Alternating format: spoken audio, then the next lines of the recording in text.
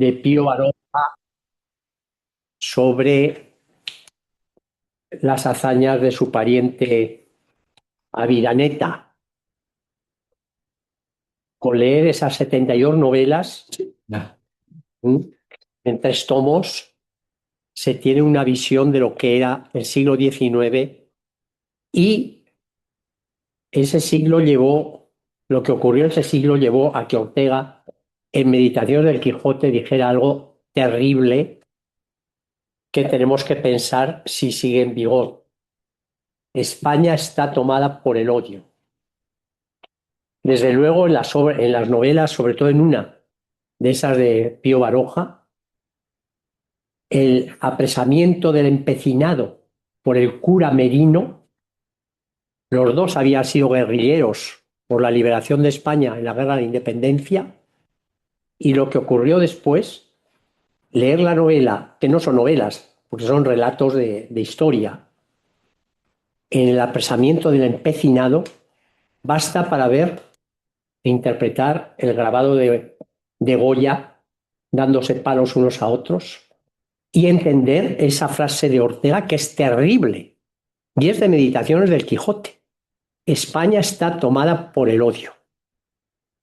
La pregunta es si, cuando Ayala, que viene ya de Estados Unidos al Congreso, dice que España ya no es problema, si él realmente ya estaba en posición de entender lo que era la España de los años 50, para decir, ya no hay odio, ha desaparecido todo.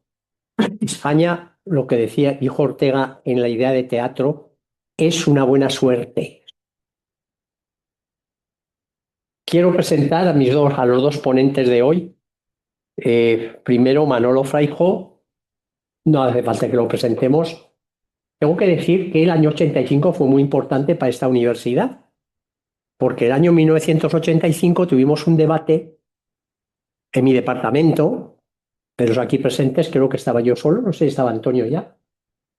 En diciembre del 85. Pues tuvimos un debate durísimo entre analíticos y el resto por la naturaleza de la filosofía de la religión. Había una asignatura que era filosofía de la religión, y claro, los lógicos, que eran de tendencia analítica, pues decían que eso no existía, que lo que había era antropología de la religión. Y además teníamos un buen profesor de antropología cultural, que era Rodrigo Rubio, y había hecho un texto de antropología de la religión muy bonito, comentando la teoría de Durkheim, de Marcel Mauss, de toda la teoría antropología de la religión. Y los lógicos decían que esa era la única antropología, la única cuestión de la religión que había que tratarla científicamente. Y Muguerza ya lo tenía fichado a Manolo, porque estaban en discusiones en fe y secularidad, tenía mucha relación ya. Y Muguerza defendía que no.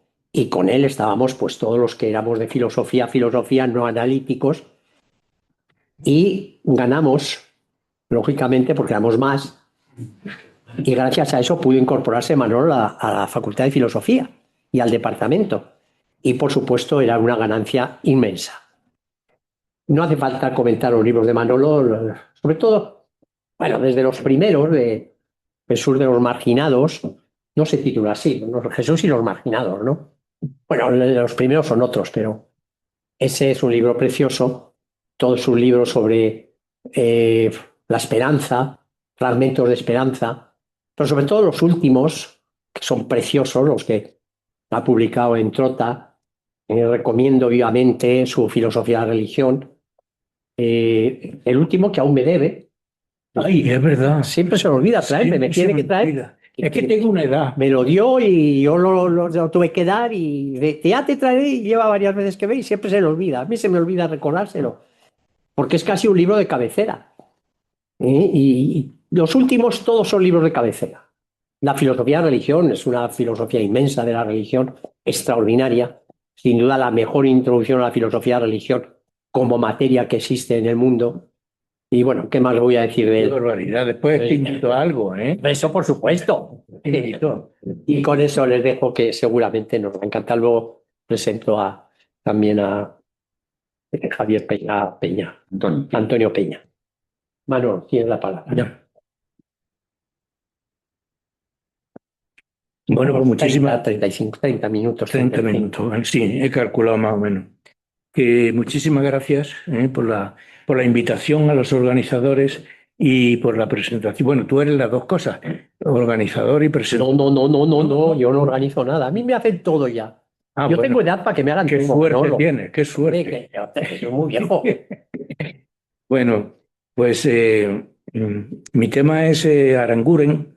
En concreto lo he titulado del catolicismo férreo primero de Aranguren, un catolicismo muy intimista, catolicismo muy personal, orsiano, dice él, refiriéndose a su maestro Eugenio d'Ors, que fue de enorme influencia para Aranguren. El segundo libro que escribió Aranguren era precisamente La filosofía de Eugenio d'Ors. El primero está dedicado a San Juan de la Cruz, su gran tema, fue el tema religioso, que es lo que yo voy a tratar. D'Ors fue muy importante para él porque cuando D'Ors se vino a Madrid es cuando Aranguren empezó un poco a salir, porque él tenía mucha tendencia a la soledad. Y cuando Eugenio d'Ors vino, pues incorporó a Aranguren a un grupo que había de poetas, de literatos, de filósofos, y ahí empezó Aranguren a ser un personaje público en algún sentido, ¿no? Él dice que que le impresionaba mucho la última glosa que escribió Eugenio d'Ors, que fue sobre la elegancia. Y Aranguren decía que Eugenio d'Ors había muerto lo menos elegantemente posible. Y bueno, también la muerte de Aranguren. Yo no sé si alguna muerte tiene algo de elegante, pero la de Aranguren pues también fue aquí, en la clínica La Moncloa, murió. Bueno, pues en el título de esa parte que él llama orsiana, guardiniana, de Romano Guardini, el teólogo y filósofo de la religión ítalo-germano, que tuvo la cátedra de filosofía de la religión en la Universidad de Múnich, con un éxito impresionante porque era un gran orador y, por cierto, que heredó la cátedra después Karl Rahner y le duró, la afluencia de personal le duró una semana, porque Rahner pues era un teólogo sistemático. Me gusta más lo de sistemático que dicen los protestantes que lo de dogmático que decimos dentro de los católicos. Pues Romano Guardini, Rahner era todo lo contrario de Romano Guardini. Primero leía todos los textos y después pues era muy aburrido. Yo lo tuve de profesor en la Universidad de Münster y realmente, sobre todo para los extranjeros, era muy duro, porque claro, lo leía todo. En alemán uno está esperando que llegue el verbo. Mientras no llega el verbo, van empalmando subordinadas y claro, yo cuando llegaba el verbo ya me había perdido. Con tanta subordinada me había perdido. Los extranjeros teníamos las de perder claramente en aquellas clases, ¿no? Pero bueno, fue su único fracaso, el gran fracaso de Múnich, de Karl Rahner, porque la filosofía de religión tampoco era su fuerte.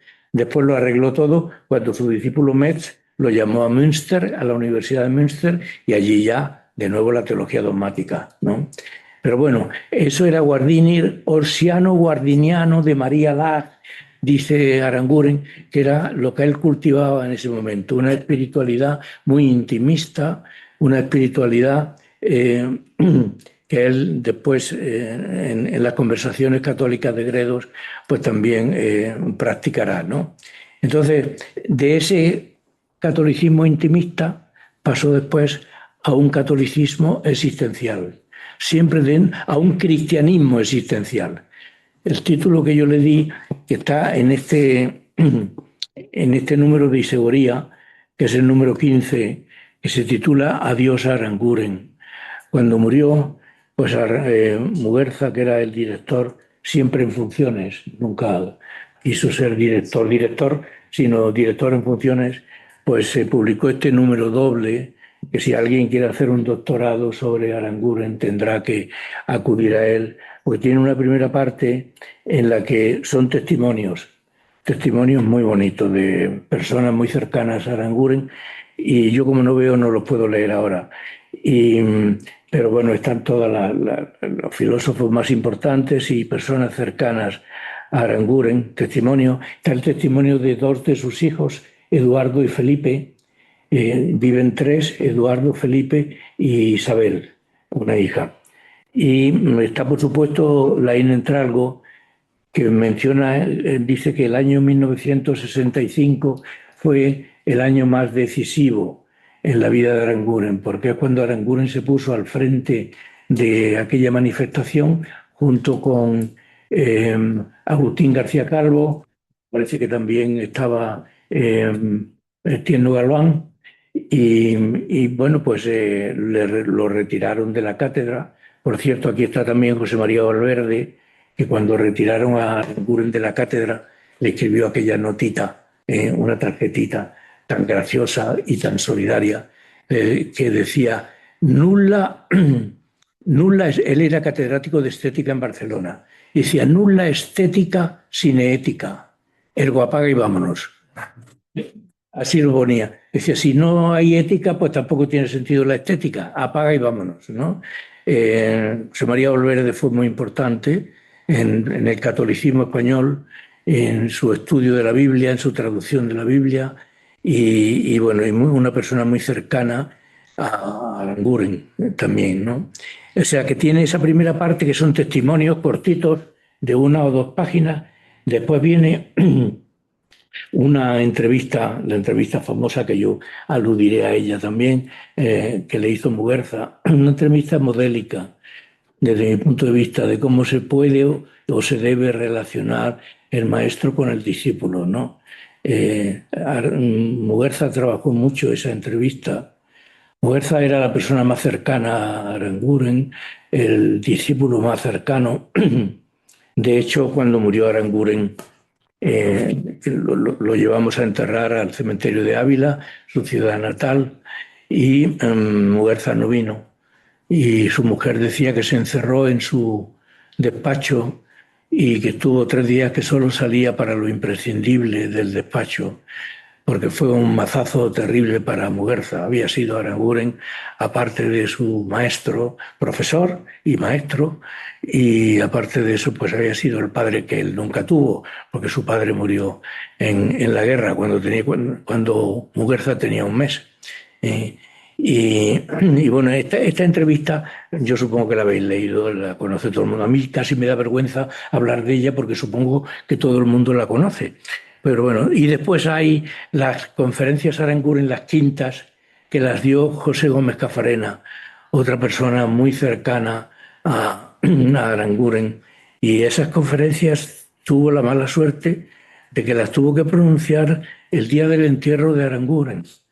Por la mañana lo enterramos y por la tarde tuvo Cafarena que pronunciar las quintas conferencias Aranguren. Recuerdo aquella tarde, y la emoción de Cafarena al tener que hablar de Aranguren en aquellas circunstancias, ¿no? Y después están los artículos. La cuarta parte son los artículos. Aquí, que yo recuerdo, había de Victoria Camps, de Pedro Cerezo, de Adela Cortina. Hay uno mío, que es el que acudo ahora, porque los viejecitos vivimos de rentas, y entonces yo acudo a lo que escribí, que después se ha publicado en otros sitios, que era la sostenida dimensión religiosa del pensamiento de Aranguren. El título exacto era Del catolicismo al cristianismo, itinerario religioso de José Luis López Aranguren. Y bueno, en eso me voy a fijar ahora. Lo recomiendo mucho. Este número es el número 15 de la revista Isegoría, un número doble, y yo creo que uno de los mejores que ha publicado Isegoría.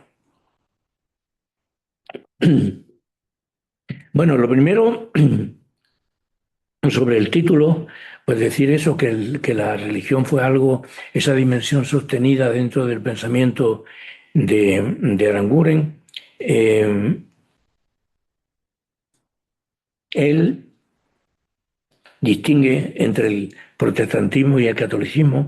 Dice que el catolicismo se ha fijado más en la dimensión sacramental y el protestantismo más en la dimensión profética del cristianismo. Es verdad, Lutero redujo los 7 sacramentos a 2. Por cierto que Lutero es un acontecimiento cultural impresionante. Aranguren le dedicó muchas páginas a Lutero. Cuando nace Lutero, en el año 1483, toda Europa es católica y obediente al Papa. Cuando muere Lutero, 64 años después, que muere en 1546, la mitad de Europa pues es protestante. Naturalmente esto no fue, Aranguren insiste en ello, esto no fue obra únicamente de una persona, de un genio religioso, de uno de esos hombres que Karl Jasper llamaba hombres decisivos. Lutero fue un hombre decisivo, pero además de él estaban los príncipes, estaban la famosa gravámina, las cargas económicas que Roma imponía a, a Alemania, en concreto, pero no deja de ser impresionante. A Lutero mismo se asustaba. En sus últimos años, que lo pasó muy mal porque tenía muchas enfermedades, ya lo tenían que llevar en una especie de carro a predicar en la iglesia de Wittenberg o a dar sus clases en la iglesia de Wittenberg. Él se queja ya de que ha vivido demasiado, que ya quiere irse con sus antepasados, que quiere ya irse con ellos, ¿no? Y tenía muchas enfermedades y él se asusta de lo que ha ocurrido. Y se asusta, y además, bueno, se asusta por otras cosas también, que Aranguren desarrolla muy bien. Y es que Lutero decía de sí mismo que era un rudo sajón, tenía un carácter difícil. Y entonces no supo cultivar a las personas que le hubieran podido suceder al frente de la Reforma. Él decía, me he convertido en una especie de papa de la Reforma, no hago más que gestión, escribir cartas y no supo encontrar a la persona que le fuera a seguir. Y otra fuente de su pena al final pues fue lo de la sola fide, que se abusó de la sola fide, de solo la fe, no las obras, cuando Lutero lo que dice es que las dos cosas, tanto las obras como la fe, ¿no? Entonces dice que bueno, eso ha dado lugar en Europa a mucha pereza. Al decir la sola fide, se han abandonado las obras, los príncipes han abusado de todo eso. En fin, lo que yo quiero decir en este primer punto de explicación del título es que Aranguren siempre estuvo en el cristianismo y nunca dejó de estar en el catolicismo. Él tenía una especie de malentendido con el catolicismo. Él pensaba que catolicismo solo significa que es una cosa universal, ¿no? Y que queda muy al margen la persona, que queda muy al margen el individuo. Y él decía que quería las dos cosas. Y de hecho lo dice ni decididamente dentro ni decididamente fuera del catolicismo, ¿no?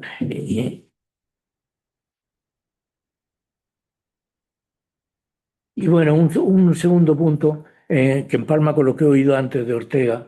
A mí el libro que me parece que mejor retrata a Aranguren es La ética de Ortega. Porque es donde más se refleja, bueno, escrito por él, y bueno, el tema ya sabéis que era, bueno, el padre Ramírez, el dominico en Salamanca, hacía horas extraordinarias para encontrar errores en Ortega. Por eso Aranguren le dice, hombre, antes de condenar, comprender, leer bien y comprender lo que ha querido decir Ortega. Lo que quería tanto Aranguren como Laín Entralgo, como Julián Marías, que Ortega no aterrizara en el índice de libros prohibidos, en el que había aterrizado o habían aterrizado las dos obras más filosóficas de Unamuno, El sentimiento trágico de la vida y la agonía del cristianismo. Esos dos libros estaban en el índice de libros prohibidos y el padre Ramírez estaba haciendo méritos para que también Ortega cayera en el índice de libros prohibidos. ¿Por qué me parece que este libro refleja muy bien lo que era Aranguren. Bueno, los que lo tratamos, tuvimos la suerte de tratarlo, ¿no? Era una persona muy solidaria, defensora de las causas perdidas, por eso tenía también definía a Muguerza como defensor de las causas perdidas. Él decía que tenía dos discípulos muy importantes en España, uno de derechas y otro de izquierdas. El de izquierdas era Muguerza y el de derechas era Pedro Cerezo.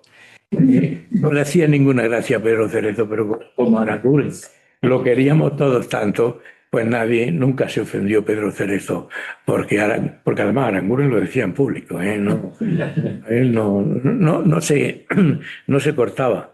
Yo recuerdo una vez que le preguntó una periodista, le preguntó si era, lo he contado mil veces, pero bueno, le preguntó si era feliz. Y dijo, mujer, lo que se dice feliz, feliz, no. Digamos que a veces estoy contento. Y lo fundamentaba diciendo que un cristiano que tenga los ojos abiertos, como lo tenía la teología de la liberación, no puede ser feliz viendo lo que ocurre a su alrededor y viendo lo que Hegel llamaba matadero, la historia universal, ¿no? Entonces, por eso me parece que este libro, en solidaridad con Ortega, refleja muy bien lo que fue Aranguren. Yo lo veo en tres escenarios distintos. Uno es su cumpleaños. Lo celebrábamos siempre el 9 de junio en Aravaca, en su casa. Allí estaba siempre Laín Entralgo, allí estaba Muguerza, por supuesto, allí estaba Cafarena.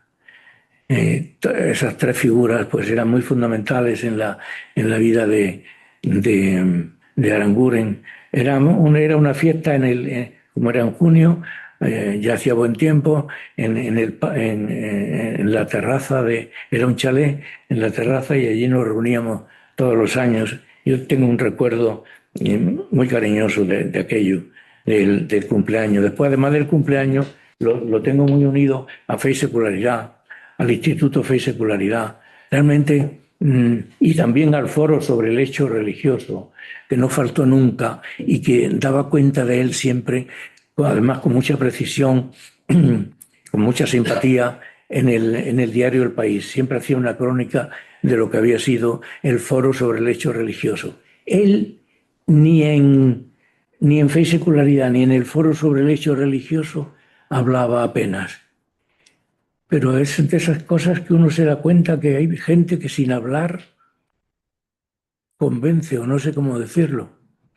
Estaba allí y todos nos fijábamos en él, en lo poquito que él decía, y aunque no dijera nada, con su presencia llenaba tanto lo de Fe y Secularidad como el foro sobre el hecho religioso, que duró 28 años. Allí teníamos tres ateos de lujo. Uno era Antonio García Santemases, el otro era Javier Muguerza y el otro era Ignacio Sotelo, que siempre asistían, y eran no los ateos, que la palabra ya no se usa, sino increyentes, no creyentes, ¿no?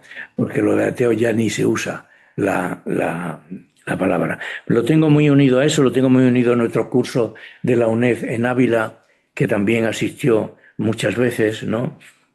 Y lo tengo unido a las primeras conferencias a Aranguren que las dio él. Y entonces allí manifestó que durante la Guerra Civil él había tenido una experiencia religiosa impresionante y que había sido un poco el punto de partida de todo su posterior devenir religioso, ¿no? Y el paisaje de su Ávila natal, Santa Teresa, San Juan de la Cruz. El último libro que escribió se titula Ávila de Santa Teresa y de San Juan de la Cruz, un libro precioso. El austero paisaje de Ávila. Yo recuerdo que acompañé una vez a Hans Küng y otra a Wolfgang Pannenberg a visitar Ávila y se quedaba absolutamente fascinado. Para alguien que tenga un sentido de la mística, todo eso, pues no cabe duda que Ávila impresiona muchísimo, ¿no? Entonces, él dijo que durante la Guerra Civil, que como también de fuera no había nada que atrayera en aquel momento, que atrajera en aquel momento, pues que había tenido una experiencia religiosa muy fuerte que lo marcó para después siempre. Y recuerdo a Elías Díaz, al cual hemos hecho un homenaje hace poco, eh, murió hace un año, no sé si algo más, y recuerdo que Elías decía, pero ¿cómo puedes decir que durante la guerra civil tenías esa experiencia y ese recogimiento? Recuerdo aquella polémica entre los dos, ¿no? Pero bueno, yo creo que hay que respetarlo porque esos momentos fuertes, Aranguren no hubiera sido Aranguren y esa experiencia, ese momento fuerte de la religión en ese momento, ¿no? Yo me voy a fijar únicamente, tú me avisas cuando me falte un cuarto de hora o algo así. Un poquito menos. Sí, un poquito menos. En el libro, que es su obra más lograda, sin duda, ahí coinciden los grandes conocedores de Aranguren, su obra más lograda, que es Catolicismo y Protestantismo como formas de existencia, ¿no? Es del año 1952. El de Ortega, el de la ética de Ortega, es de 1958, pero este es del 52, ¿no? Y entonces, en esta obra, primero él reivindica el concepto de talante. Él va a hablar de dos talantes, el talante protestante y el talante católico. Y reivindica él lo que entiende por talante, pero no voy a detener en eso, sino cómo define los dos talantes. Talante protestante, dice él. Bueno, la palabra protestante viene porque en la segunda dieta de Espira, el emperador negó a los protestantes algo que les había prometido en la primera dieta. Entonces protestaron y de ahí les vino el nombre. Se quedaron con el nombre de protestantes, porque en la segunda dieta de Espira protestaron porque el emperador no cumplía y no les daba lo que les había prometido en la primera dieta. Bueno, pues Aranguren define os doy unas cuantas características. Dice que es el pathos de la distancia, lo que tiene el protestante, la distancia entre Dios y el hombre. El Dios de los protestantes, dice, es un Dios lejano, es un Dios al cual no hay vías de acceso ni debe haberlas, dice él. Él reniega de las pruebas de la existencia de Dios. Las pruebas ni existen ni deben existir. Es la sola fide. Y entonces, al final solo queda un canal de relación con Dios, que es la Biblia. Y Aranguren decía, ni eso, porque Lutero leía la Biblia luteranamente y era su Biblia, lo que él leía era su Biblia, dice Aranguren, no leía la Biblia, sino su Biblia, la interpretación que él daba de la Biblia. Con la sola fide, pues eso, solo queda la fe trémula, desnuda, dice él, entendida como confianza de los protestantes, y ve al protestante, dice, lleno de angustia y de desesperación. El protestantismo, dice literalmente, es la cuna de la sorge heideggeriana, la cuna de la angustia existencial de Heidegger, ¿no? Aquí realmente él hace la contraposición entre Lutero y Erasmo. Lutero hubiera querido desde el principio, y quien no, ganar a Erasmo para su causa, porque Erasmo era la gran figura humanista del momento, ¿no? Y Erasmo le deja muy claro a Lutero que no. Dice, no, nunca he pensado en formar parte de tu iglesia. Estoy de acuerdo contigo en que la otra, la de los papistas, la que Lutero llamaba la iglesia de los papistas, dice, tiene muchos defectos. Dice, pero la verdad es que me voy a quedar en ella y no voy a formar parte de la tuya. Cosa que Lutero llevó muy a mal. Dice Lutero, es que Erasmo nunca se atreve a nada.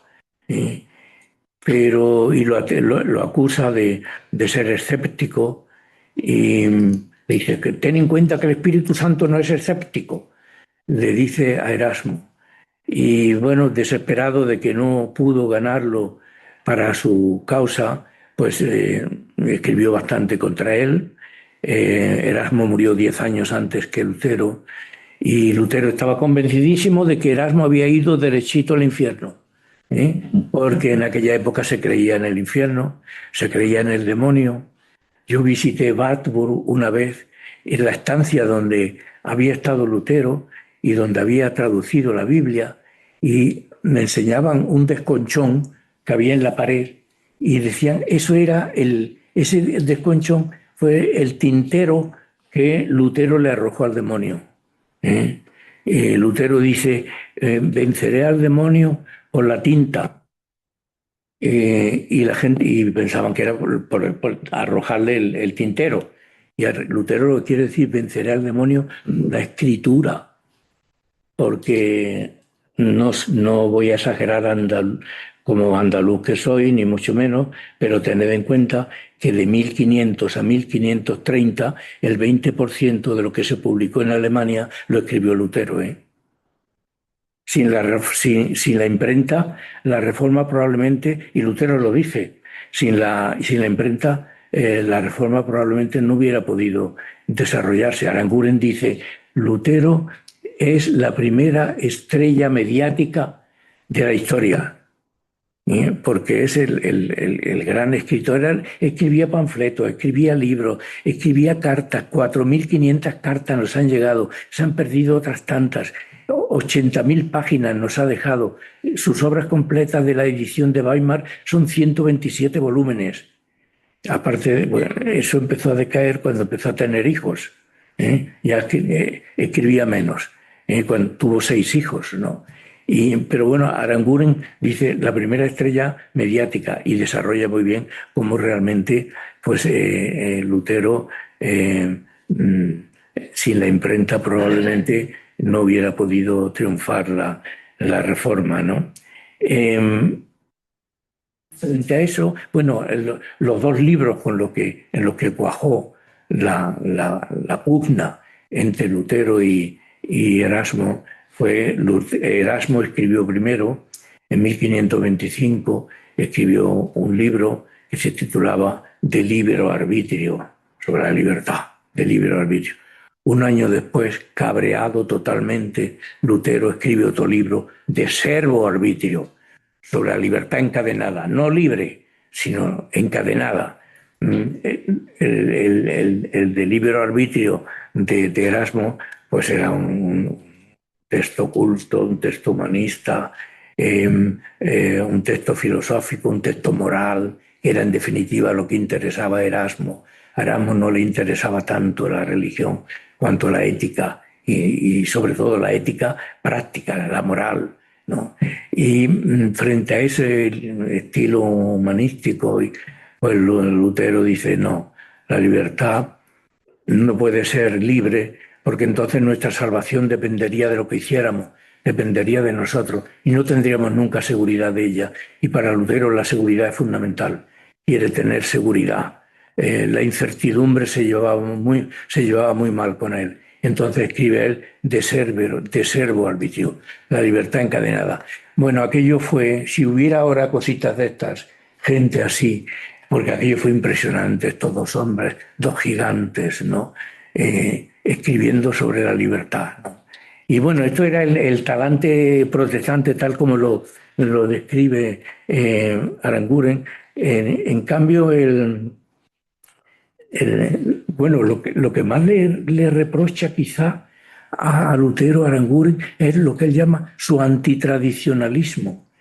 Dice Aranguren, pero es que Lutero pensó que lo podía empezar todo de nuevo, que se saltó la historia de la Iglesia, que se saltó los siglos que había habido antes, y esto lo lleva mal Aranguren, y yo creo que con razón.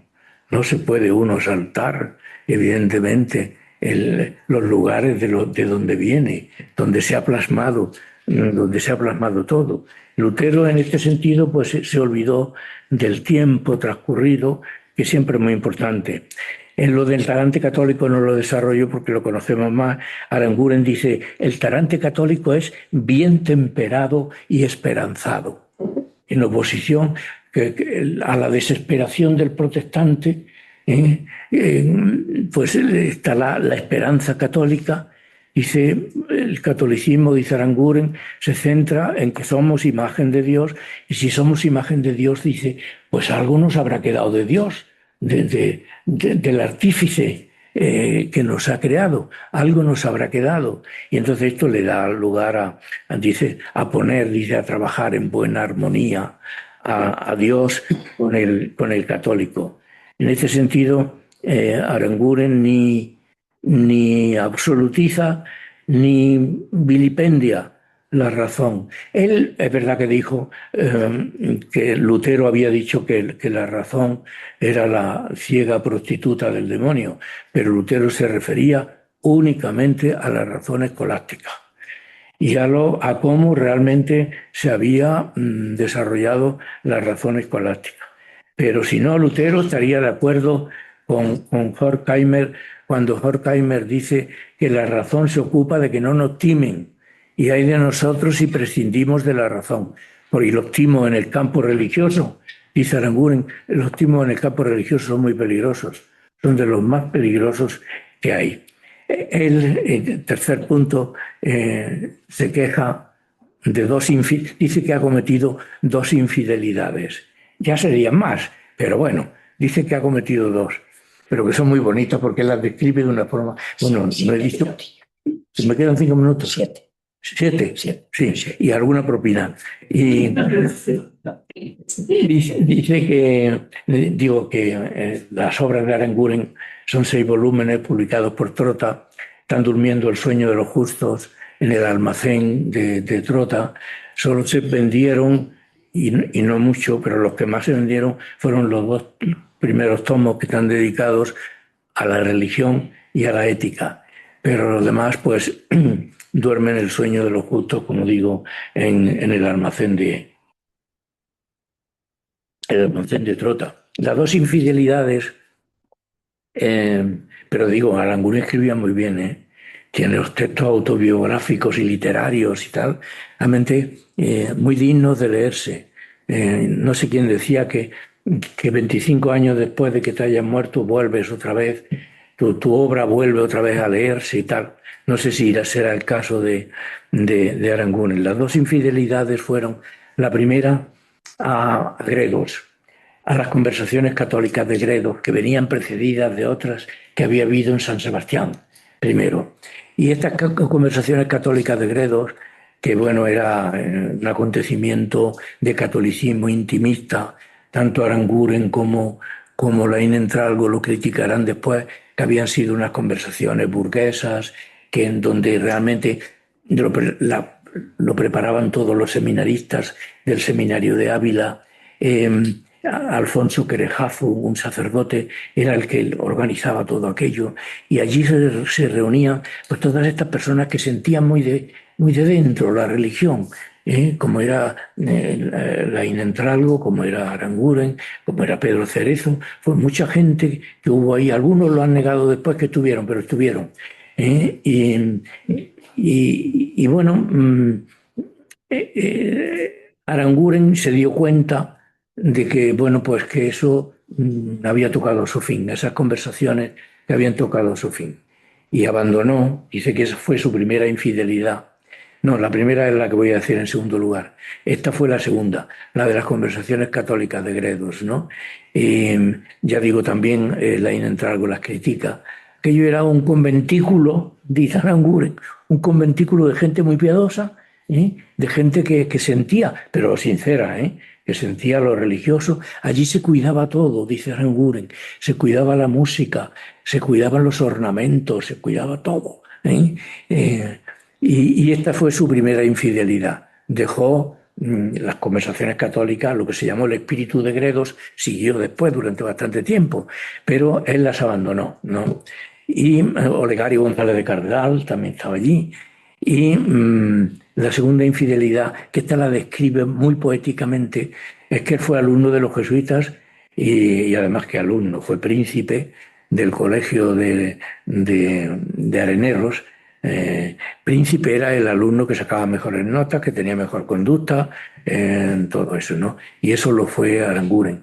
En sus últimos años, en las conferencias que daba, siempre sacaba lo del colegio de los jesuitas y que había sido príncipe, lo decía siempre, que había sido príncipe en el colegio de los jesuitas. Pues él cuenta, en Nuestra Señora del Recuerdo se titula ese escrito, y dice que fue al colegio, cuando ya había terminado los estudios, fue al colegio y vio una puerta abierta del salón donde estaban reunidos los antiguos, la Asociación de Antiguos Alumnos de Chamartín. Y dice que se paró y dijo, ¿entro o no entro? Y dice, no, no voy a entrar, están devanando el pasado. Dice, ellos son fieles, yo no. Yo no puedo ya ser fiel a ese catolicismo intimista que están ellos devanando ahí el pasado. Y entonces dice, son más fieles que yo, y pasó de largo. Y esa fue lo que él llama su segunda infidelidad. Y eh, insiste mucho en que no quiere ser, que ese abandono del catolicismo intimista no quiere decir que se convierta en un hereje o en un cismático. Bueno, hereje somos todos. La palabra hereje viene de aireo, del griego, que significa coger un aspecto y dejar otros. Y en ese sentido, tan hereje fue Lutero como Trento, porque Lutero se fijó en un aspecto y Trento se fijó en otros. La totalidad ninguno la tenemos, ¿no? Pero bueno, termino con la entrevista que le hizo Muguerza, que es fantástica, ¿no? Eh, Muguerza arregló después, como él conocía muy bien toda la obra de Aranguren, pues él la completó la entrevista añadiendo textos, porque Aranguren era muy escueto en las respuestas. Y se tomó el gran trabajo, Muguerza, después de con textos de Aranguren, todo lo que hay ahí son textos de Aranguren, se tomó el trabajo de completar aquello, ¿no? Con textos de Aranguren. Y bueno, pues en esa entrevista, que hablan de muchas cosas, en un momento determinado, Muguerza le dice, usted introdujo la categoría de textos vivos, y dice Aranguren, sí, es una categoría que me interesa mucho, lo de texto vivo, y dice, porque somos eso, somos textos vivos todos en busca de una comprensión, de una última comprensión, no interpretación, sino de una última comprensión. Eh, y le pregunta a Muguerza, ¿una última comprensión de quién? ¿Quién nos comprende? Y ahí se vuelve zubiriano, quizá Aranguren era más zubiriano que orteguiano, y dice, bueno, pues quizá esa última comprensión que nos la dé la divinidad, una palabra muy de Aranguren, muy de Zubiri, la divinidad ante la que hayamos existido, ante la que estemos existiendo, ante la que hayamos pensado. Y le dice Muguerza, pero eso significaría que después de esta vida hay otra. Y dice Aranguren, hombre, la verdad es que me gustaría más que nada por seguirla compartiendo con los seres queridos. Dice, yo no soy un amuniano, yo no es mi yo, que lo de Unamuno. No quiero, ni quiero quererlo, no quiero morirme. Dice, no, yo no soy tan unamuniano en eso. Yo más bien, pues creo que por compartirla, si fuera posible, con los seres queridos, pero yo no creo que las religiones se lo deban jugar todo, dice, a la carta de una futura resurrección. Dice, yo pienso en el budismo, por ejemplo, donde eso no es así, donde por lo menos el budismo septentrional, donde no se cree en la resurrección. Dice, pero yo si la quiero es por el otro motivo. Entonces Muguerza dice, bueno, entonces ¿qué pongo? Que sí o que no. Y dice Aranguren, dice, la frase es genial, dejémoslo en puntos suspensivos. Y dice Muguerza, entonces lo dejamos en puntos suspensivos. Dice, sí, sí, ya se lo he dicho, dejémoslo en puntos suspensivos, ¿no? Y bueno, para mí es impresionante un poco, porque entre Ávila y Ávila, es decir, entre el principio, Aranguren nace en Ávila, aunque con 4 años se va a San Sebastián, entre Ávila y Ávila, es decir, entre el nacimiento y el día que lo llevamos al cementerio de Ávila, que él visitaba tanto cuando iba a los cursos de verano de la UNED, lo acompañábamos al cementerio por las tardes porque tenía allí a sus seres queridos, ¿no? Y entre Ávila y Ávila, entre el principio y el final, pues es una vida, no sé, muy apasionante la de Aranguren, ¿no? Y cómo una biografía que empezó a piñón fijo, que lo tenía todo clarísimo, que era muy riguroso en temas de moral, hasta que no se abrió en temas religiosos, no se abrió en temas de moral. Esto en Aranguren es así. Primero tuvo que abrirse en el tema religioso y después ya, cuando tuvo esa apertura en el tema religioso, se abrió también en el tema moral, pero era muy riguroso. Como digo, entre Ávila y Ávila, pues ha habido tantas noches oscuras. Pedro Cerezo lo señala muy bien, ¿no? Dice que pasó, que no creamos que fue todo consuelo en Aranguren, sino que hubo muchas noches oscuras y muchas preguntas. Yo creo que al final la frase de Heidegger, que a mí tanto me gusta, es la pregunta, es la piedra del pensamiento. Si eso es así, el último Aranguren terminó siendo muy piadoso. Bueno, lo fue siempre, pero murió lleno de preguntas, pero nunca preguntas desgarradas. Él el problema del mal, nunca lo vivió con dramaticidad. Siempre tuvo presente la esperanza, pero es verdad que tuvo muchas preguntas y que, bueno, pues para los que tuvimos la suerte de conocerlo, de quererlo, de escucharlo, de admirarlo, pues realmente nos ha marcado y ha quedado muy presente en nuestra vida. Muchas gracias.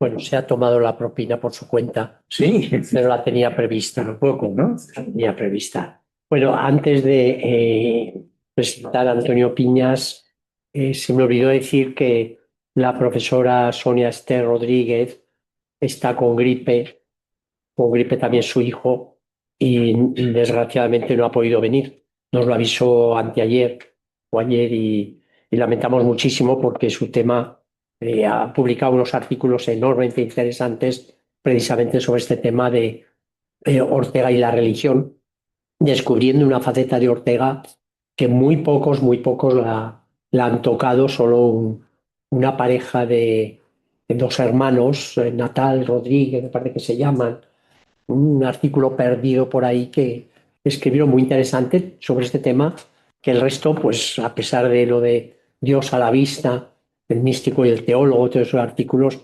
Dios es la perspectiva, lo hemos abandonado posiblemente porque nos sentíamos, yo personalmente me sentía incompetente para abordar el tema y Sonia lo hace muy bien y lamentamos que no esté posible que nos pueda dar el texto para la publicación.